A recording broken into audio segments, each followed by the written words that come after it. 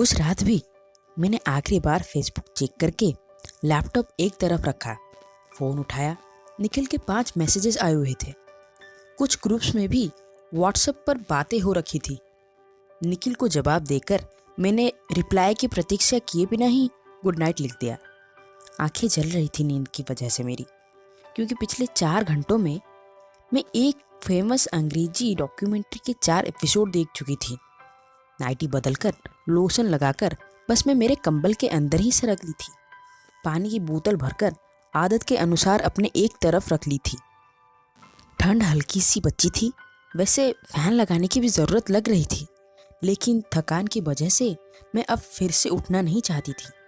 मैंने आंखें बंद की और अभी कुछ पल ही बीते होंगे कि आधी नींद में मुझे याद आया कि खिड़की का पर्दा सटाना मैं भूल गई थी।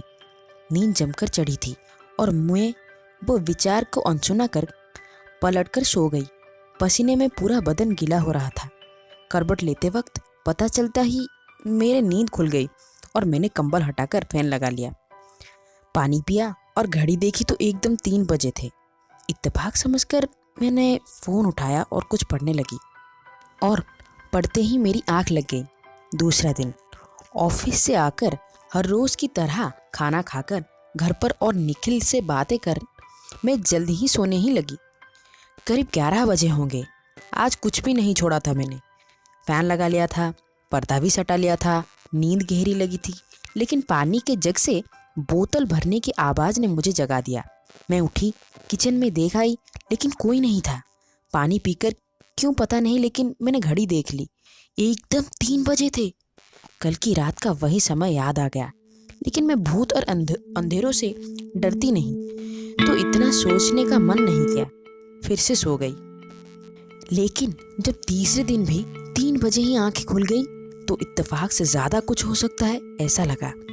इस बात को पूरे 80 दिन हो चुके हैं। कभी कुत्तों के भौंकने से, कभी मैगी की खुशबू से, कभी भंगार में दे दी गई नानी की कुर्सी की किचकिच से, तो कभी पैरों पर चींटी की बढ़त से, तो कभी 16 माले की इमारत से कूदने पर, कभी पानी नाक में भर जाने पर, तो कभी छिपकली के बच्चे का दरवाजे के बीच में आकर तो भाग में बढ़ जाना, कभी जूतों में छिपे सांप के बच्चे की सरसराहट से, तो कभी कुछ और हुआ।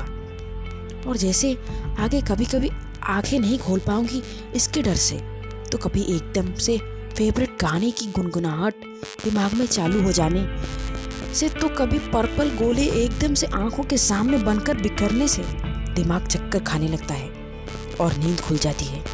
कभी बालों में कीड़े की फुसफुसाहट से, तो कभी कुछ और।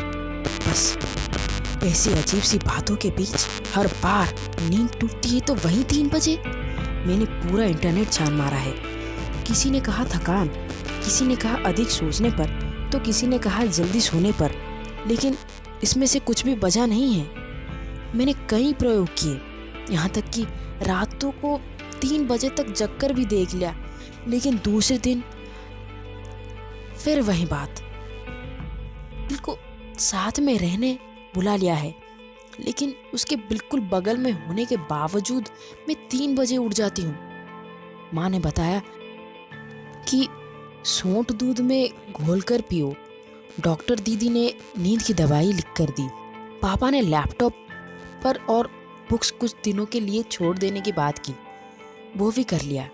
साइकोलॉजिस्ट को भी दिखा लिया, लेकिन किसी से ना तो सही वजह जान पाई हूँ या इस बात का इलाज मिला है। ये 3 AM का समय जिससे चुकता नहीं है मुझसे मिलना। अब आप ही कुछ रास्ता बताइए दी, क्या हो सकता है और मैं क्या करूँ? आपकी नेहा। दोस्तों, ये चिट्ठी मुझे ईमेल से मेरी खास सहेली नेहा ने भेजी है। मैं आपको एक बात बता देना चाहती हूँ कि निखिल का 2 साल पहले एक्सीडेंट में देहांत हो गया है। मुझे ये पढ़ने पर हाथों से पसीना छूट रहा है। मैं खुद भूत और उससे जुड़ी बातों पे विश्वास ही नहीं करती हूँ। ये बात मेरी समझ से बाहर हो चली है। क्या आप बता सकते हैं कि क्या हुआ है नेहा के साथ?